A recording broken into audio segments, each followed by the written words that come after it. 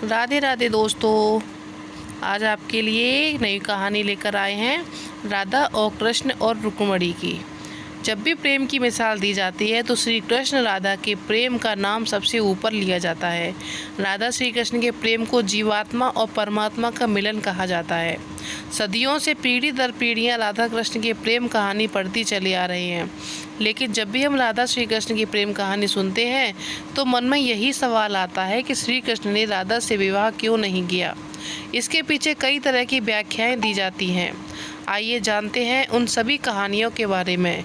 कुछ विद्वानों के मुताबिक राधा कृष्ण की कहानी मध्यकाल के अंतिम चरण में भक्ति आंदोलन के बाद लोकप्रिय हुई। उस समय के कवियों ने इसे आध्यात्मिक संबंध को एक भौतिक रूप दिया।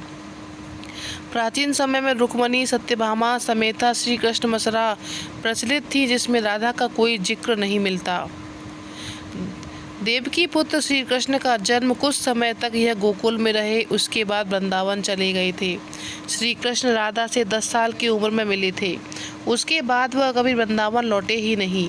इसके अलावा कभी यह जिक्र भी नहीं मिलता कि राधा ने कभी द्वारका की यात्रा की हो।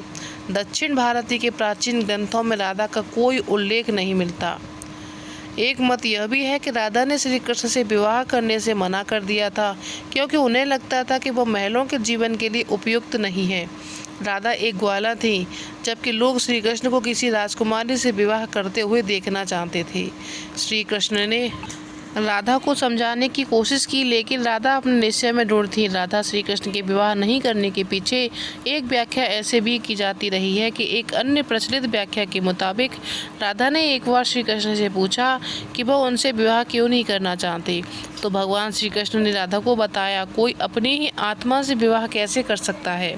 श्री कृष्ण का आशय था कि वह राधा ही हैं, जिसका अलग अलग अस्तित्व नहीं है। राधा को यह एहसास हो गया था कि श्री कृष्ण भगवान हैं और वह श्री कृष्ण के प्रति एक भक्त की तरह थी। वह भक्ति भाव में खो चुकी थी, जिसे कई बार लोग भौतिक प्रेम समझ लेते हैं। इसलिए कुछ का मानना है कि राधा और श्री कृष्ण के बीच विवाह का सवाल पैदा ही नहीं होता। राधा और श्री कृष्ण के बीच का रिश्ता एक भक्त और भगवान का है। राधा का श्री कृष्ण से अलग अस्तित्व नहीं है। विवाह के लिए 2 लोगों की आवश्यकता होती है, और कुछ लोगों का कहना था कि इसकी तरह से व्याख्या करते हैं कि सामाजिक नियमों में राधा कृष्ण की प्रेम कहानी में खलनायक की भूमिका निभाई। राधा और श्री कृष्ण की सामाजिक पृष्ठभूमि उनके विवाह की अनुमति नहीं देती। राधा को ठीक तरह से समझने के लिए रस और प्रेम के रहस्य को समझना होगा। यह आध्यात्मिक प्रेम की आनंददायक अनुभूति है। एक व्याख्या के अनुसार कृष्ण और राधा ने बचपन में खेल खेल में शादी की थी। जैसे कि कई बच्चे शादी का खेल खेलते हैं, लेकिन असलियत में दोनों का विवाह कभी नहीं हुआ। वैसे भी उनका प्यार वैवाहिक जीवन के प्यार से ज़्यादा स्वाभाविक और आध्यात्मिक था। श्री कृष्ण और राधा एक दूसरे के रूप में आत्मीय तौर पर जुड़े हुए थे, इसलिए हमेशा उन्हें राधा कृष्ण कहा जाता था। रुक्मिणी कृष्ण नहीं। रुक्मिणी ने भी श्री कृष्ण को पाने के लिए बहुत जतन किए थे। वो अपने भाई रुक्मी के खिलाफ चली गई थीं। रुक्मिणी भी राधा की तरह श्री कृष्ण से प्यार करती थी। रुक्मिणी ने श्री कृष्ण को एक प्रेम पत्र भी भेजा था। वो आकर उन्हें अपने साथ ले गईं। प्रेम पत्र में रुक्मिणी ने 7 श्लोक लिखे थे। रुक्मिणी का प्रेम पत्र श्री कृष्ण के दिल को छू गया और उन्हें रुक्मिणी का अनुरोध स्वीकार करना पड़ा। इस तरह रुक्मिणी श्री कृष्ण की पहली पत्नी बन गई। वहीं दूसरी तरफ श्री कृष्ण और राधा को विवाह की आवश्यकता ही नहीं थी। राधा श्री कृष्ण के बचपन का प्यार थी।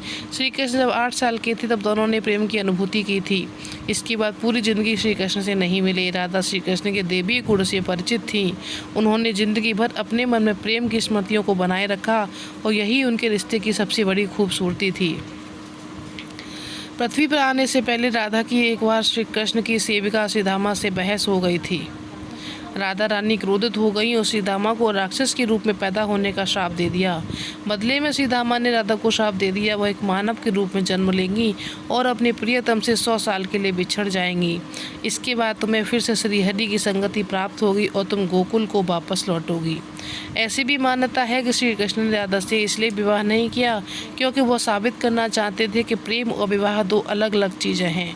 प्रेम एक निस्वार्थ भावना है, जबकि विवाह एक समझौता या अनुबंध है।